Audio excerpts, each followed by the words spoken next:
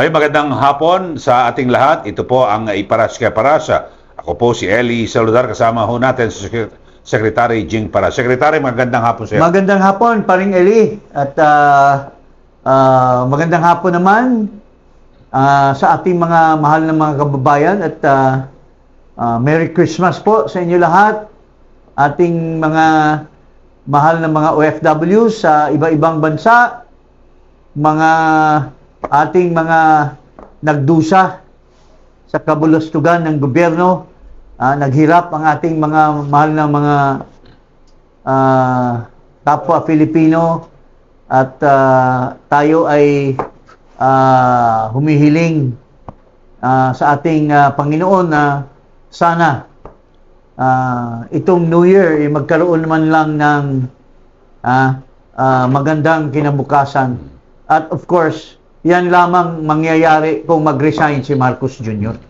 Okay. Okay. So, napakarami ngayon ng mga issue at talagang lahat mukhang nagtutulong-tulong, no, para siraan mismo itong si VP Sara Duterte at yung pinakahuli na malaking pinasabog nila, pero parang ano lang 'to, triangle, maliit lang na kung saan ay di umano ay may binisita raw si VP Sara diyan po sa loob po ng BJMP facility. Ito ho ay ano to, may kasong kidnapping ito, Sec Jing. Yes, oh. Alam mo, overrated na nga yung sabihin mong triangle . Ito, Bengala lang . Ano ba, Watusi o ano ba? Bengala o Watusi lang ito kasi it never stirred the nation . Dahil it's a lie . Unang-una, ito, pakinggan muna natin. Panoorin natin. Panoorin muna natin where we're coming from, Ito. Okay. The lawyer of Ramil Madriaga, Vice President Sara Duterte's alleged bagman, says Duterte supposedly visited Madriaga in the Bureau of Jail Management and Penology in Bicutan City twice to stop him from revealing his expose. Agatha Gregorio now joins us on the line with that story. Agatha? Ron, Attorney Raymond Palad cited a letter from Ramil Madriaga, the alleged bagman of Vice President Sara Duterte, talking about these two visits as well as other unnamed sources who were supposedly witness to it. But when he was asked about CCTV footage or logs that could prove it, Palad said it would be best to reach out to the BJMP about this. Itong abogado na ito, Attorney Palad. Walang palad. Dahil walang saysay yung mga pinagdadaldal. Unang-una, he's creating a narrative para lamang iparinig sa publiko na ibang kwento na naman ito. Kung mayroon silang kwento dati kay Matubato at kay Las Cañas, tapos lumabas itong Bicoy na dinidiscredit nung lawyer mismo na si Attorney Sabio, may rest in peace. Ito na naman Bicoy number 2. Walang kaiba nito, itong si Pala doon sa unang mga pinupush ni Trililing na mga gawa-gawa na istorya, no? So, Maganda siguro, Sec, bigyan natin siya ng pagkakaiba. Dapat madisbar ito. Isa-isahin natin itong gustong pumapil, a very obscure lawyer. Hindi ko nga alam kung engaged ba ito ng practice of law or kung saan graduado itong abogado na ito. Dahil he doesn't look like a lawyer, but nagpipilit. Siguro wala na silang ibang ma-hire, ito lang ang tumanggap dito sa kabulastugan na pagsisinungaling, kaya ito lang ang nakuha. Pakinggan natin. Panoorin natin si Attorney Palad. Palad na ito. Ano ho ba talaga si Ramil Madriaga sa office kay Vice President Sara Duterte? Bagman ho ba siya? Ex-aide ho ba siya? Dati ba ho empleyado? What really is his role as he is alleging dito sa office of the Vice President? Actually, we never use the word aide or empleyado. Ang sabi niya, he does this intel works, operation, political, and everything, no? Wala siya sa plantilla. Ang sabi niya, kung anong iutos sa kanya, gagawin niya. Do this, form this, support this, subaybayan mo to, hanapin mo to. He will do whatever is asked of him. From the President, and then nung ipinasa na siya kay then Mayor BP Sara. Okay, just a brief background for those who are just tuning in and may not know who Ramil Madriaga is. Well, number one, kilala ho siya na Madriaga Kidnap for Ransom Group, hindi ho ba? Siya po yung sinasabing leader ng tinatawag na Madriaga Kidnap for Ransom Group. And that is the reason, would that be correct, sir, why he is in Camp Bagong Diwa now, currently being detained? Actually, it's easy for the police to say na leader ng Kidnap for Ransom Group yan. But when you go to court, these statements naman, hindi ma-prove ng mga police. Mahilig kasi sila mag-brand. Yung maglagay ng category na drug queen yan, drug lord yan, kidnap for ransom leader yan. Pero when you go to court, may ebidensya ka ba? Wala. Napaka-stupid na lawyer ito. Unang-una, whether he is the mastermind, the leader, the gang leader, but the fact is, nakakulong. So, whatever his role in the crime committed, the bottom line is nakakulong. So, ibig sabihin, anong pinagsasabi niya ng court? So, the court must have already decided to incarcerate him. Otherwise, he's out of the kulungan kung walang basihan yung charges against him. So, masyadong mababaw itong sinasabi nito. At ako nga lang, I have so much high respect for Pinky Webb. If pinapatulan pa itong mga kwentong kutsero na ito, na pumunta daw si Vice President Sara Duterte sa Bikutan at para i-meet itong Hudyo na ito or ano bang pretender na ito, gawa ng istorya. I mean, this is nothing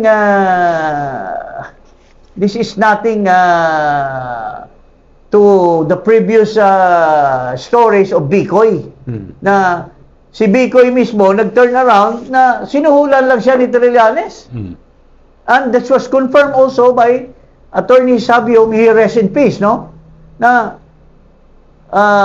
inutusan siya ni Trillanes na mag-abogado but he gave up. That's why hindi na niya kaya na mag-abogado din kay Las Cañas at kay Matubato kasi the same thing, he realized na gawa-gawa lang ni Trillanes ito lahat ng mga dinadaldal. So, ito na naman, wala namang ibang nasa likod nito, kundi si Laila Dilimaw, alias Laila Junel, ngayon, running priest na daw ang kasama Pero, Sec Jing, itong binabanggit ni Atty. Palad, kasi ito ay kasinungalingan Halimbawa, may nagsabi sa'yo, ganitong bilanggo, na itong mga akusan na dapat dino-double check niya muna yan, di ba? I-check niya muna. Meron bang basihan itong mga aligasyon niya? Kasi at saka, yes, tama ka, paring Eli. At saka, pinatunayan ngayon na nagsinungaling itong Palad and this guy should be disbarred. For telling in the public, abogado ka, sinasabi mo, kinukuha ng mainstream media, yung dinadaldal mo, na pumunta si BP Sara at makipagkita dito sa Madriaga. But this was officially denied by no other than the Secretary of DILG. Tsaka siya nagpakalat niya ng affidavit Siya nagpakalat. And in one of our podcast, may pinakita si Ka-Eric, mayroong kaibigan siya, insider doon sa Bikutan, sinasabi, pati si Dilima pumunta doon at nakialam dito sa pag-prepare nitong mga fake news na pinagdadaldal nitong Madriaga. Ito muna, ito, Blanca, so palparlay Blanca na Blanca itong Atty. Palad na ito walang hiya itong abogado na ito pakita natin. Binabanggit po ng abogado ni Madriaga na si VP Sara ay pumunta sa BJMP. Sa inyo ho ba, napacheck nyo na po ba sa BJMP kung merong CCTV, merong visitation Yes. documents, kung pumunta ba talaga si VP Sara sa BJMP sa Camp Bagong-Diwa? Pumunta siya ron pero kinausap niya si Arnie Tevez. Hindi si Madriaga. Si Arnie Tevez. Si Arnie Tevez ako usap. May CCTV po nung I footage. think so. May records yung warden, pinakita. The warden was there present during the meeting. Wala naman daw pinag-usapan masyado, kundi nagkumustahan lang. So, that was the extent of the report to me. Okay, so Liwanag. maliwanag na ikaw, palad, dapat sampalin mo yung sarili mo sa palad mo. Dahil sinungaling ka. Gumagawa, you have yourself used by the same people behind the Bicoy case. At sumakay ka, siguro you're very hungry for publicity, Mr. Palad. At it's just so disconcerting na itong mainstream media, of all people, yung kaibigan ko, ito si Pinky Web, pinatulan pa itong fake news. I don't know what's the motive of Pinky Web to interview this obscure lawyer na bigla na lang sumulpot at mag-lawyer nitong Madriaga, who is a convicted felon. Eh doon pa lang sana, itong mga mainstream interviewer dyan sa station should have been much aware na no yan, anong credibility mayroon itong mga tao na katulad nitong Madriaga na convicted felon tapos magdadaldal suddenly sa public. At siguro malaking PR campaign ito malaking pera na ginagamit nito tulad nitong itong si Boy Tartar na ginagastusan talaga para mag-appear sa mga different TV stations or podcast para lamang magdadaldal about useless opinions. Mamaya ipakita natin itong kabubuhan nitong si Boy Tartar.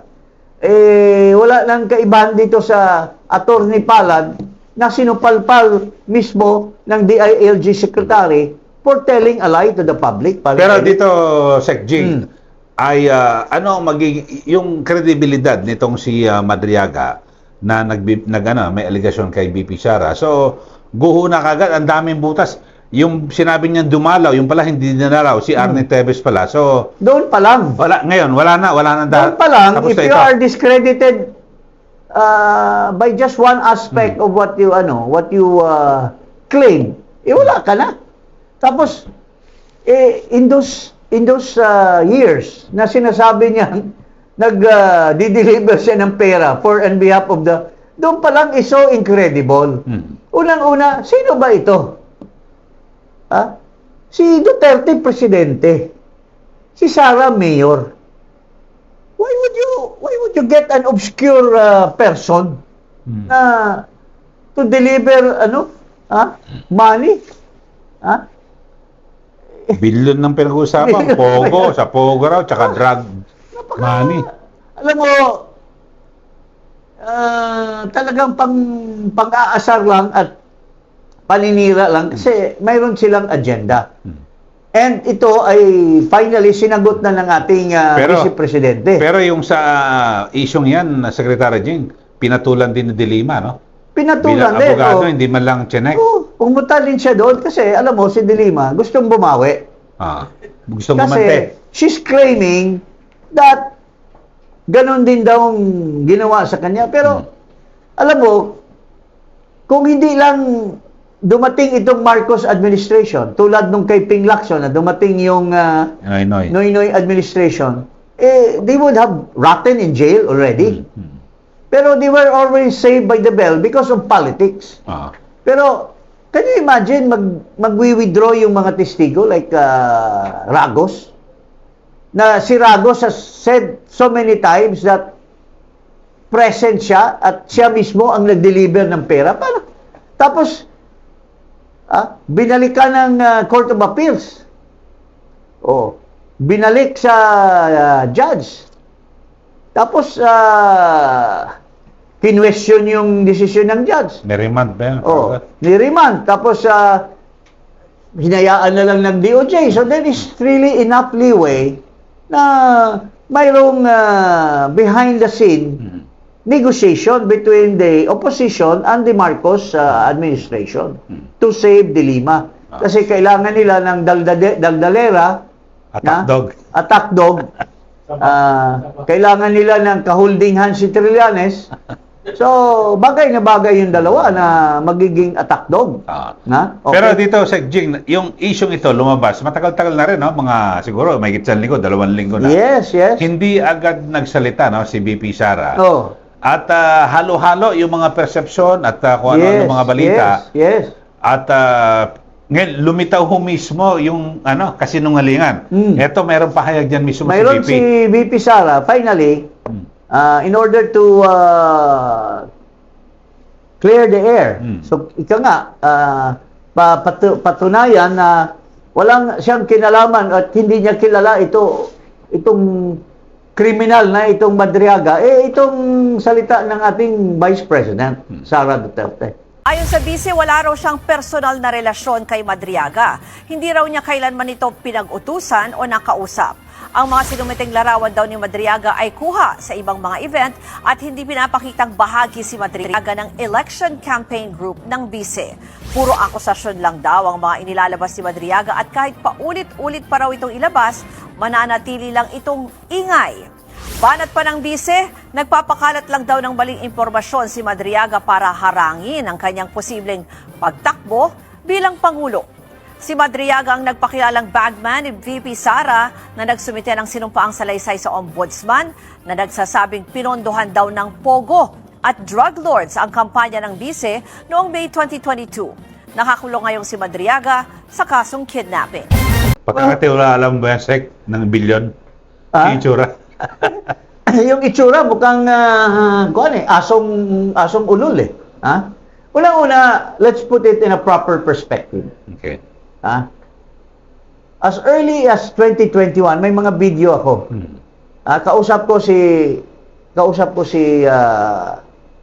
Claudy Bautista. Kausap ko si Governor Del Rosario. These were the people behind yung regional party ni Inday Sara. Pugpong ba yan? Even Madam former President GMA, I spoke with her also tungkol sa pagtakbo ni Sara Duterte pagka-presidente. Because at that time, Sara was the highest possible candidate for the president. In fact, inamin ito ni Chavit Singson na ang balak lang ni Marcos Jr. ay vice-presidente lang at kausapin si Sara na mag-vice siya kung matuloy pagka-presidente. So, what is the use of this guy Madriaga? Pangalawa, noong nag-decide na si Sara Duterte na magiging vice president, in fact, President Duterte was the political advisor. Mayroong meeting doon. Ito sana, this was the launching of Bongo sa Malacanang. Nandoon lahat na practically lahat ng governors. I think all the governors were there to purportedly support Bongo as presidential candidate. Noong nag-withdraw si Bongo, I spoke to the president, PRRD. Sabi niya, minaniobra yan nila si Inday Walang hiya yan, drug addict na yan, at saka yung kanyang pinsan They made an intrigue of the vice president para lang tumakbo sa kanila. Nag-usap kami, pero hindi na bumalik sa akin, sabi ni PRRD. And in fact, napatunayan ko yan dahil noong gabi na yon, tumawag sa akin si Martin Romualdez. He told me, Brad, what's going on? Ano bang balita dyan? Tapos the next day, he invited me to his house. Kasi gusto niyang malaman kung ano. Sabi ko, Brad, Sinabi ni PRRD, walang hiya daw kayo. Inintriga nyo si Inday. Para mag-vice president sa inyo. Oo. So, but the rest is history. So, ako that's my personal knowledge of what happened. So, imposible na pinilit nila si Inday or ininganyo nila si Inday Sara na tumakbo sa kanila, tapos si Sara pa ang magkakalap ng pera para ipanggastos sa kanya. Pinilit nyo.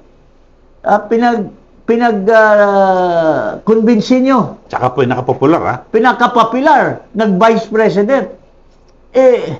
Tapos papagastusin nyo. At ang pera manggagaling sa Pogo at saka sa drugs. Napaka-stupid naman ang narrative na yan. So, it will only come from people na sanay na sa mga propaganda, pagagansyo, and all those things. So, walang katuturan niyang Madriaga na yan. At bakit ngayon lang? Ngayon lang na hanggang ngayon, si Vice President is still very high in her rating and nobody is near second place in the fight against the presidency. Milya-milya ang layo. Milya-milya ang layo. So, this evil society in connivance with Marcos henchmen, they're just there to make sure na wala silang kalaban na siguradong mananalo. Na-knock out na si Martin Romualdez knock-out na Who will vote for this Lahat ng mga social media mukha ni Romualdez parang buhaya na kumakain ng pera. Sino ang boboto niyan? Wala na yan. So, ang nag-aambisyon lang, itong grupo, kung sa karera pa yan, ano bang tawag niyan? Grupo 24? Yung pinakakulelat na group of horses. Kasi kung talagang gusto ng mga evil society na magiging credible sila, bakit si Hontiveros ang pinapairal nila? At bakit itong bungal na gun runner at saka anong pangalan nito, namimili ng fake DVD, yun ang nagiging spokesman nila, ginagastosan nila para siya yung magpupunta. Unang-una, sasabihin na kaagad ng audience, sino ba yung pangit na yan He has got the face that not even a mother can love. Yan ang unang sasabihin ng, hindi ko naisip, bakit gagastos sila ng todo para dito sa Boy Tartar na ito? Pangalawa, bakit hindi nila i-convince si Leni Robredo? Para kaibigan mo na very credible. Then there's another one, si Bam Aquino. Bakit nila kukunin itong involved doon sa PhilHealth na babae? Nagbabayad kung di umano ng mga testigo para patistiguhin doon sa committee niya. Ang lustay-lustay na pera ng PhilHealth, hanggang ngayon hindi pa na-solve yung nawalang pera doon sa PhilHealth. So, pinipilit nila na itong tumakbo. Pero gusto nilang manalo na walang kalabas. Kaya tinitira na nila yung Vice President. Pero dito, walang hiya nitong mga tao na to. suma total, itong mga aligasyon na ito, pagkabalutang kay Madriaga, politika talaga ito. Politika. Paninira kay BP Sara. Siguro hindi nila siguro, alam mo, ang problema kasi, hindi nila na maniobra si John Vic. Hindi nila na maniobra kasi nagsasabi ng totoo si John Vic dahil gusto rin maging presidente. Sabihin ni John Vic, bakit kakampihan ko kayo? May ambisyon itong si Hontiveros na maging presidente. May ambisyon din maging presidente ito si John Vic. Bakit ako magsisinungaling para sa inyo? Sabihin ko yung totoo para to enhance my credibility. Kaya niya sinasabi yung totoo na walang gano'n na pumunta si Vice President doon sa Bikutan para kausapin itong peke na impostor na Madriaga na ito. Oh. So, pinakamainam dyan, ang gawin lang, wag na, tigilan nila yung paninira dahil sa mukhang hindi umiepekto kay BP Sara. Oo. Simula pa yung mga nakaraan Tsaka talagang... desperado eh. Oo. Unang-una, magpapile ng complaint for plunder, for whatever, no? Na wala mang ebidensya na nakasama doon sa complaint. Gusto nila, ibubuksan pa yung account just Bank to prove, bank account just to prove na may pera. Kung ikaw mag-file ng kaso, dapat yung allegation mo na she is charged for plunder because we were able to get a bank account Yun. that she has 50 billion in her bank account. May dokumento na. May dokumento. Ebidensya. Oh, yun ang ebidensya. Hindi yung she's plunder kasi ang thinking namin nandoon sa bangko yung pera. Wala. Mayroon bang gano'n na tapos Naalala ko yan, parang ganyan din ang angulo ni Trillanes noon na parang, hindi, buksan niyo yung yung bank account. bank account ni Duterte. So parang ganun din naratibo, no? Isa lang ang angulo. Oo. Okay, so yan lang ho, abangan natin. At least maliwanag ho ito nga, Sec Jing, na itong paglutang ni Madriaga, talagang isang malaking kasinungalingan, supalpal mismo kay DILG Secretary John Vic Rimulya. At siguro, ibahin natin itong si Atty. Palad. Sa mga nakaraan, hindi na disbar eh. Ito, ipadisbar na siguro. Sec. Dapat yung mga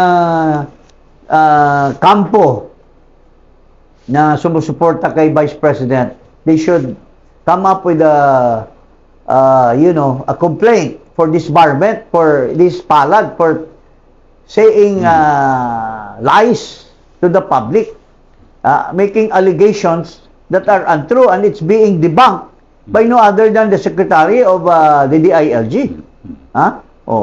So, tapos, how can an obscure lawyer such as this guy Palad can end up in big television program kung walang people behind spending public relations walang kaiban ito doon kay Boy Tartar na ang hilig hindi nga nagsisipilyo ng kanyang ngipin eh. Di ba? Okay. Nagkakahiya. Okay, Sec, abangan na natin yung susunod na kabanata dyan. Pero maliwanag, walang katotohanan mismo, sabi ni Secretary John Vic Rimulya, hindi totoo na dumalaw si BP Sara dito kay Madriaga at kundi itong si dating Congressman Arnie Tevez. Yes. Okay. So, yun po, mga kababayan, ang end of this story sa mga gawa-gawa ng istorya. Magandang hapon po sa inyo lahat. Okay, maraming salamat. Huwag po kalimutan na mag-subscribe dito po sa Iparas kay Paras at i-click ang notification bell. Maraming salamat po. Magandang araw.